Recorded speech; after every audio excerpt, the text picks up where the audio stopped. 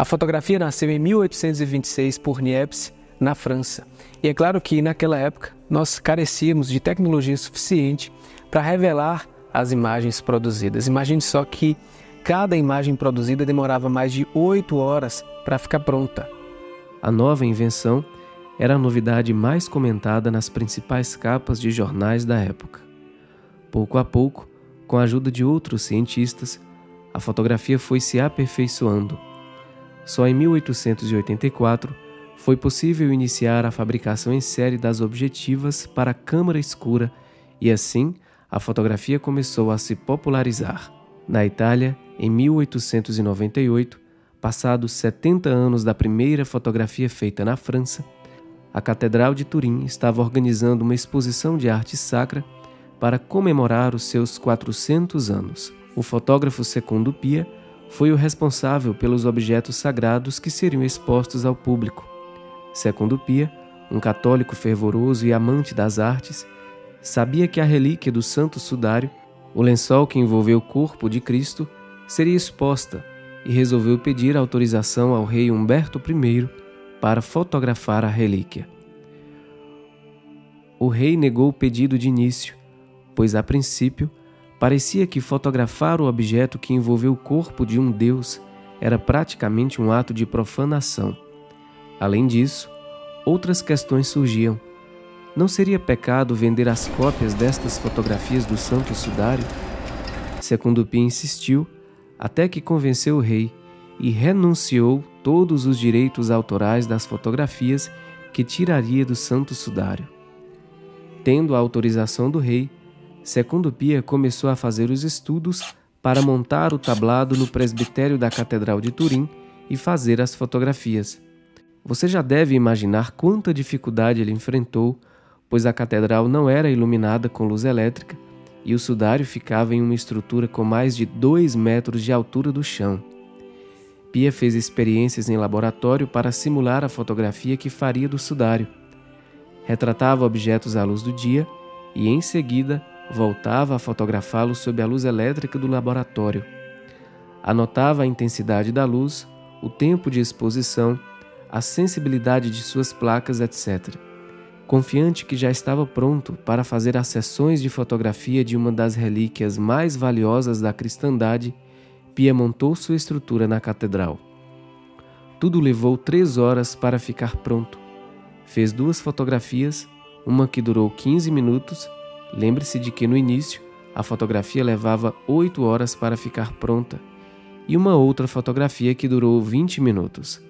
Pia recolheu as placas e correu apressadamente para sua casa, onde ficava o seu laboratório. Ali dentro, envolvido com aquela luz vermelha, Pia começou a revelar as chapas. Estas são as palavras de Secondo Pia quando olhou pela primeira vez as chapas reveladas. Encerrado em minha câmara escura, totalmente concentrado em meu trabalho, experimentei profunda emoção quando, durante o processo de revelação, vi aparecer pela primeira vez a face santa sobre a chapa, com tamanha clareza que cheguei a ficar gelado. Foi tamanha a emoção que as mãos começaram a tremer e a chapa escorregou, quase caindo no chão. O fotógrafo Pia estava então diante de um negativo fotográfico. Era um negativo de um homem morto, com uma riqueza de detalhes e harmonia tão grande que era impossível perceber esses detalhes olhando diretamente o lençol que envolveu o homem do sudário. Aquele rosto cheio de majestade parecia estar lhe falando, ainda que estivesse com os olhos fechados pela morte. O sudário, meus amigos, era um negativo fotográfico em tamanho natural, impresso centenas de anos antes de a fotografia ser descoberta pelo homem. E aquela chapa negativa que Pia tinha nas próprias mãos havia se convertido em um autêntico retrato positivo. Pia era o primeiro homem que, depois de 19 séculos, contemplava o rosto de Jesus.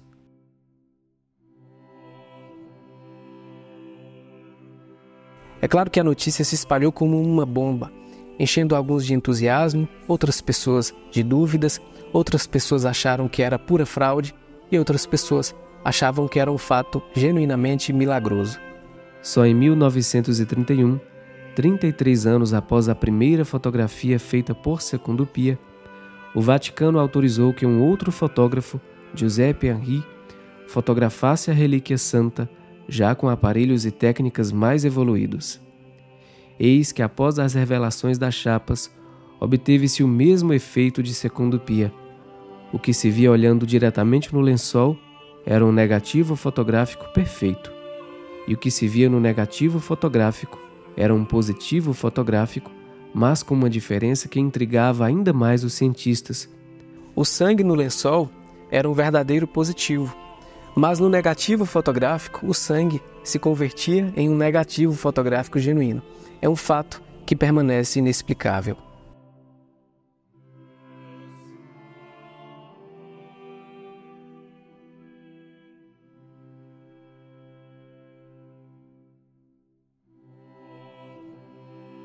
Uma catequese não é uma disciplina, ela é um percurso de conhecimento para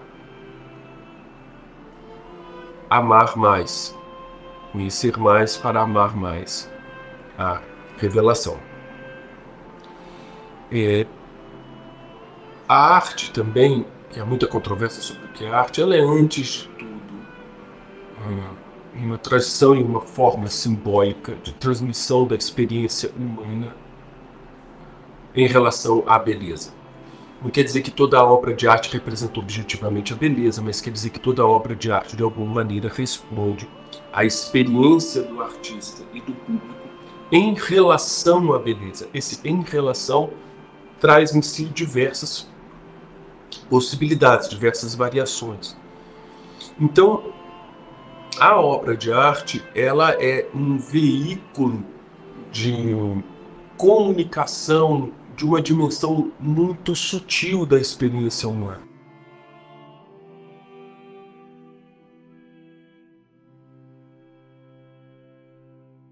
A história da arte retratou de forma tão singular e genial a morte de Nosso Senhor Jesus Cristo. Esse é um afresco de Giotto de Bondone, chama-se A Lamentação de Cristo. Ele foi pintado em 1305 e é um afresco que está na Capela dell'Arena, em Pádua. Observe como Giotto conseguiu retratar tão bem os personagens e os sentimentos desses personagens que estavam na cena da morte de Nosso Senhor Jesus Cristo. Observe como esses personagens seguram os pés do Senhor. Ele representou muito bem todo o cuidado com o corpo de Nosso Senhor Jesus Cristo. O cuidado ao tocar as mãos de Jesus. Vejam aqui como esse personagem que nós não sabemos de quem se trata segura a cabeça de Nosso Senhor.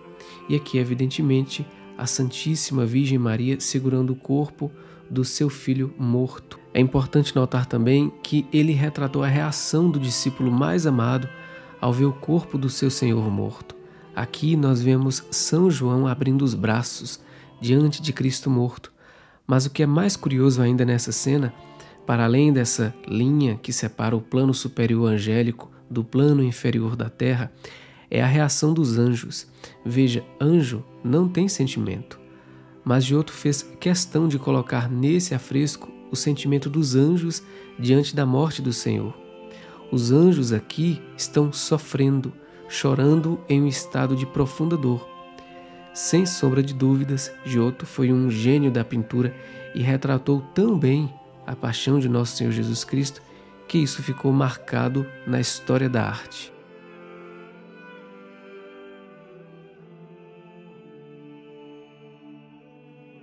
São João Paulo II, numa carta aos artistas, que é um documento extraordinário e que deve ser lido, fala, dentre outras coisas, de um aspecto muito importante ali, que é do gesto da criatividade artística como uma espécie de símbolo ou como uma espécie de evocação por semelhança do gesto do Criador, de Deus. Há que se entender aqui com muita clareza que nem ele nem nós, obviamente, vamos entender isso na ilusão romântica do artista como um substituto de Deus ou qualquer bobagem nesse sentido.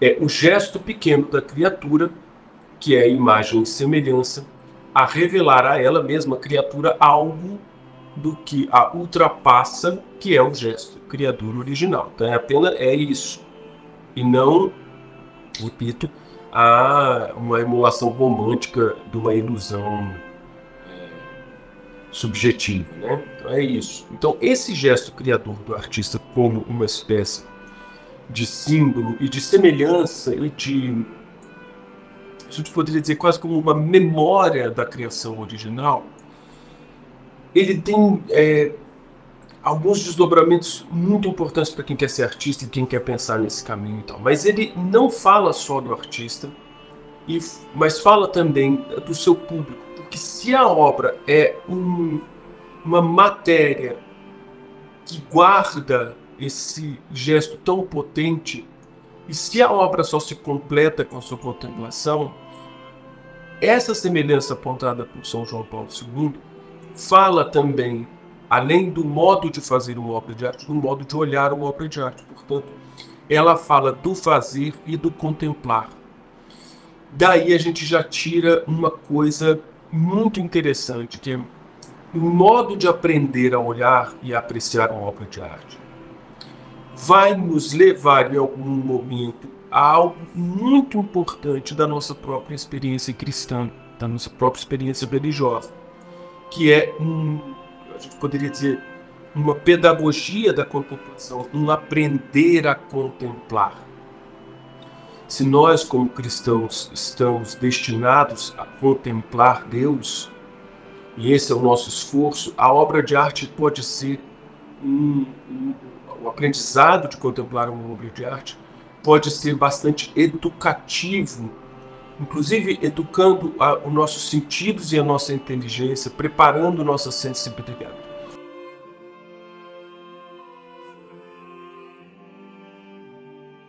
Em 1973, um conceituado cientista suíço, o Dr. Max Frey-Zusser, protestante, perito em microvestígios e micronólogo, encontrou no Santo Sudário uma notável quantidade de pó atmosférico muito fino e retirou 12 amostras usando fitas adesivas especiais para coletar material microscópico do tecido sem danificá-lo. Dessa maneira, Frey identificou 58 espécies de pólen no sudário. 17 delas foram provenientes da França ou da Itália, locais onde o sudário fora exposto muitas vezes durante sua longa existência. As demais amostras, porém, vinham de plantas encontradas exclusivamente na Palestina e muitas delas típicas de Jerusalém e arredores, uma comprovação incontestável de que o Santo Sudário estivera em Jerusalém e um ponto a favor da sua autenticidade como verdadeira mortalha de Jesus. O fato concreto é que ninguém conseguia, como não se consegue até hoje, mesmo com todas as novas tecnologias que surgem sem cessar, explicar e nem reproduzir a imagem do chamado Sudário do Senhor. A produção daquela imagem seria algo absolutamente impossível para qualquer falsificador ou artista da Idade Média. No Santo Sudário está uma figura em alto relevo em 3D, a figura de um homem da região da Palestina, devido ao pólen e trama do tecido que foram descobertos em 1973.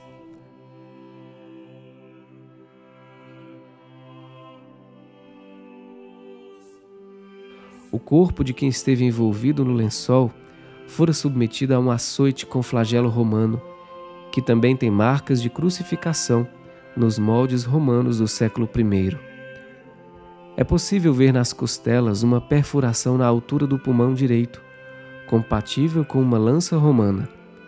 Quem esteve envolvido neste lençol teve algo preso ao redor da cabeça que o feriu, inclusive na testa. Os cientistas constataram que o sangue no tecido é sangue humano do tipo AB. É verdade que o lençol fora submetido à técnica da datação do carbono 14, que apresentou controvérsias. Segundo os resultados dos testes, o sudário seria um objeto do século XIII. Evidentemente, a datação do carbono 14 não foi suficiente para desacreditar todos os outros estudos de cientistas renomados de diferentes áreas acerca do sudário. o homem do sudário foi crucificado e torturado, exatamente como descrito nos Santos Evangelhos. Foi esbofeteado, esmurrado, terrivelmente flagelado, mais do que costumeiramente se fazia com os condenados, coroado de espinhos. A paixão tem, portanto, esse primeiro significado de submissão de Jesus, de sofrimento, de passividade. Mas a paixão tem outro significado, que é mais importante. Paixão quer dizer um amor avassalador de Jesus. Um amor desmedido pelo homem. Aquilo que o seu Pai lhe pediu, de oferecer a vida pelos homens e mulheres deste mundo para a salvação de todos nós. Nós só compreenderemos os atos e as ações de Cristo na cruz se compreendermos que Deus, em Jesus Cristo, nos ama apaixonadamente. O Pai enviou seu Filho para nos amar e para oferecer a sua vida por nós. É ali na cruz que nós temos precisamente essa ação de Jesus em obediência ao amor de seu Pai. Deus, em seu infinito amor e infinita misericórdia e em sua liberdade, cria o homem à sua imagem e semelhança, mas não sem submeter a uma prova da qual o homem não passa. Ele desobedece à ordem expressa de Deus, peca, é expulso do paraíso e conhece a morte. Não mais o homem pode ver a Deus face a face, como antes no paraíso. Mas qual seria a solução para este grande problema? Veja bem, a ofensa do homem foi uma ofensa infinita, porque foi contra um ser infinito. Mas o homem, sendo um ser finito, jamais poderia pagar essa dívida. Somente uma oferta, uma oferenda, um sacrifício infinito poderia pagar uma ofensa infinita. Mas o único ser infinito era Deus. Porém, não foi Deus que cometeu o pecado. Como ele pagaria por ele? Não poderia ser.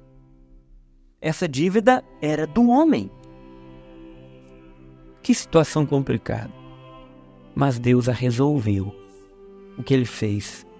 Ele desce do seu trono, se encarna e se faz homem e paga o preço em nosso lugar. Ele então, sendo 100% Deus e 100% homem, paga a dívida do homem. Agora, um ser infinito se entrega na cruz como sacrifício e holocausto, pagando então o preço da nossa ofensa infinita.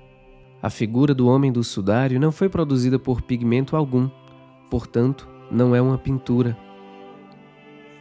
Não foi produzida por pincel, borrifamento ou por spray. Não há o menor sinal de tinta no pano do sudário de Turim. Se os cientistas concluíram que a imagem não foi feita por pincel, como ela foi produzida?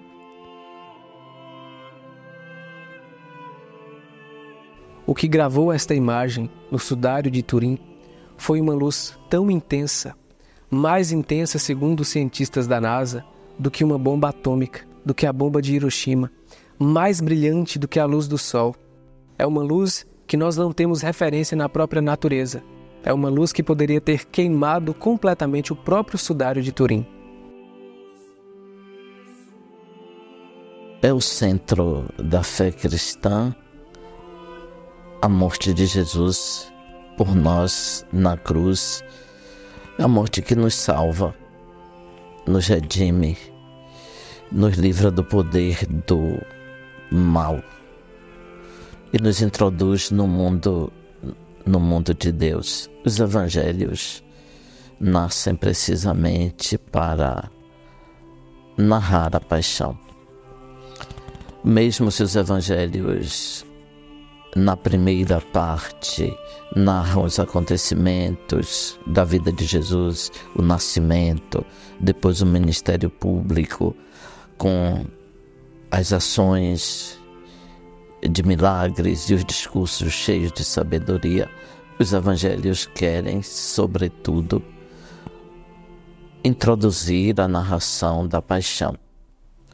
Tanto é verdade que a narração da paixão, durante as cerimônias da Semana Santa, elas são completas. A igreja lê toda a versão da paixão em qualquer um dos evangelhos.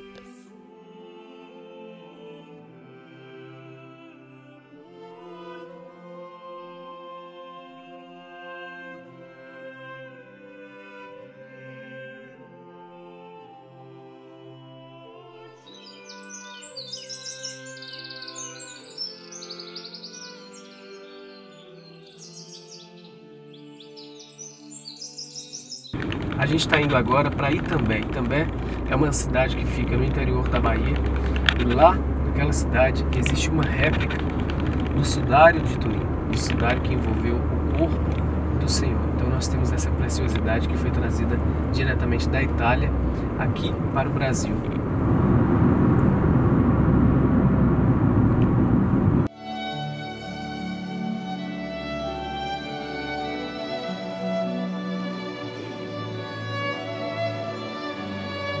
A réplica do sudário do Senhor chegou na cidade logo no início dos anos 2000 e foi um presente de uma família católica de Nápoles, na Itália, ao padre Juraci, religioso da Congregação da Sociedade das Divinas Vocações, à época pároco da paróquia São Sebastião e também exorcista na diocese de Cosenza, na Itália.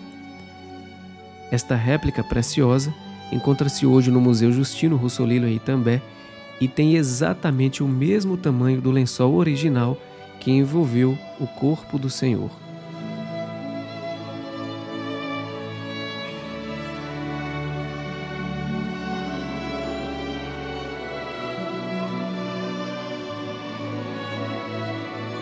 O lençol que envolveu o corpo do Senhor não foi removido por mãos humanas, caso contrário, nas marcas das feridas ficariam registradas o arrasto do pano, ou quando o sangue ficaria pregado nas feridas com sangue coagulado.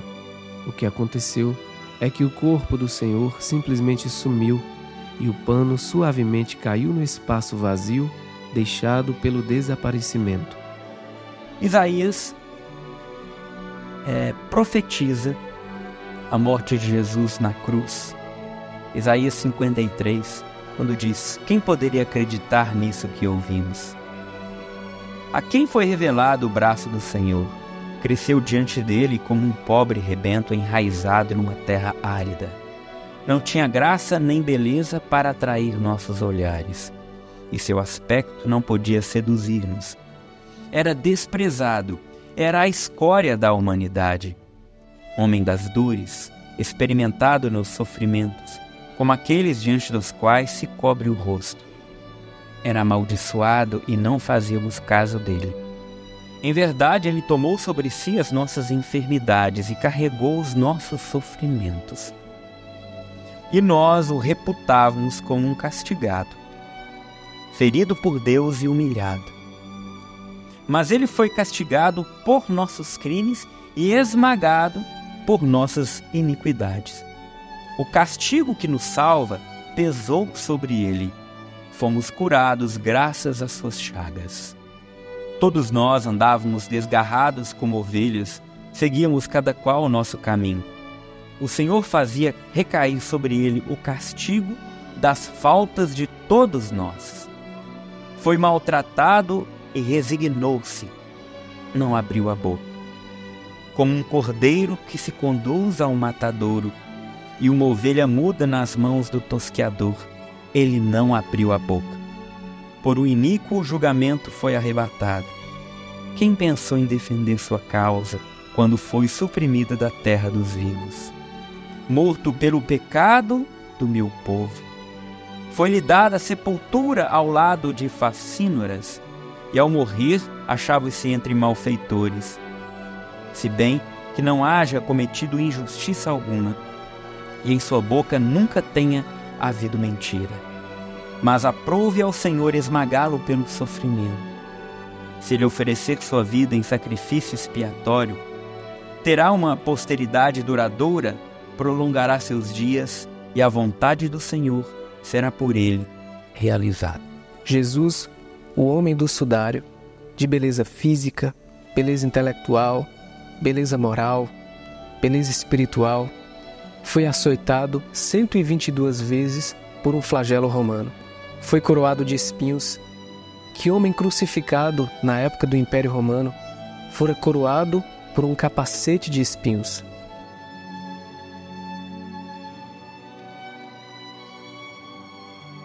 Quem ama vela, quem ama cuida, quem ama madruga. E naquela madrugada de Páscoa surgiram duas auroras, nasceram duas auroras. A aurora da luz do sol do Oriente, que acordou atrasada, meio vexada, sem saber direito a importância daquele dia, que nasceu para cumprir a sua liturgia, para iluminar o céu, o mar, a terra, os corpos. E a aurora da luz do Cristo, que nasceu não para iluminar os corpos, mas para iluminar as nossas almas.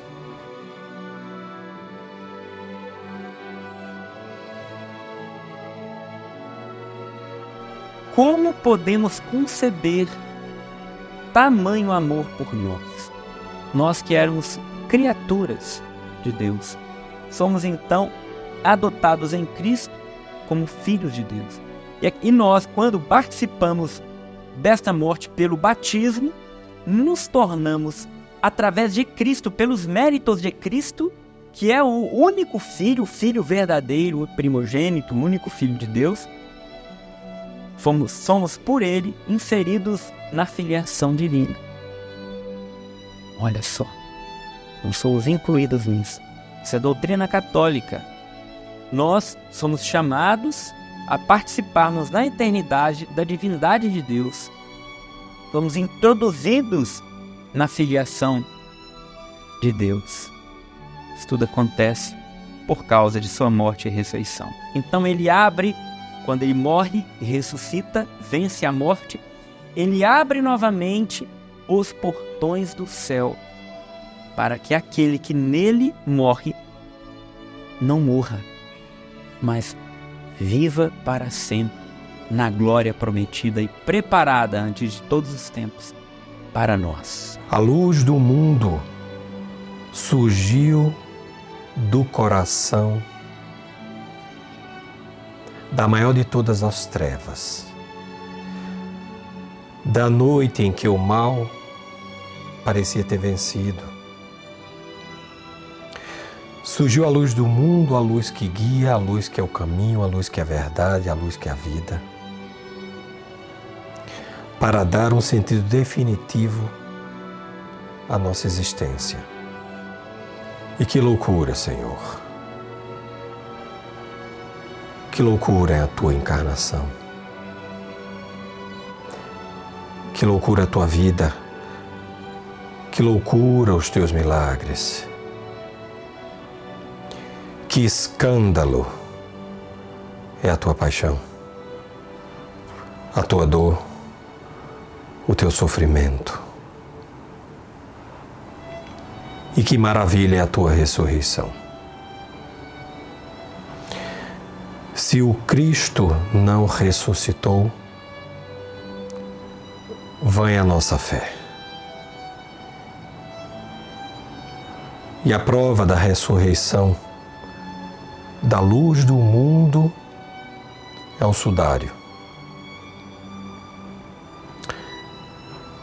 Definitivamente ele está no meio de nós, vencendo a morte, vencendo as humilhações. Ele morreu para escândalo de todos, para nos salvar. O Evangelho de João diz que o apóstolo, quando entrou no lugar onde Cristo estava sepultado, ele viu e acreditou. A nossa vida custou o sangue de um Deus. E não é pouca coisa. Se necessário for, nós teremos que retribuir todo o esforço, todo o amor, toda a entrega do Cristo com o nosso sangue. A cruz do cristão é o sentido de toda a existência daquele que crê no Cristo. O sangue dos mártires é a semente dos cristãos. A paixão do Cristo vem nos ensinar que, para além do sofrimento, das humilhações, das angústias, para além dos tormentos, das infelicidades, a vida tem um sentido, e tudo isso não é em vão. A morte do Cristo não pode ser uma morte desperdiçada pelas nossas vidas. É nela que se encontra o verdadeiro sentido da vida cristã. A nossa vida é a cruz, e a recompensa da cruz é a ressurreição. A serenidade da face impressa no lençol é impressionante. Como é possível que um homem que fora cruelmente torturado e crucificado morreu tão serenamente, com tanta majestade e tranquilidade aqui estampadas? Isso seria impossível se aquele homem fosse um homem comum, como tantos que eram torturados e mortos pelos romanos. Eis a face do nosso Deus encarnado, flagelado, torturado, humilhado pelos nossos pecados. Ele próprio quis deixar esse registro fotográfico surpreendente para que servisse de testemunho da sua morte e ressurreição e para que pudéssemos adorá-lo.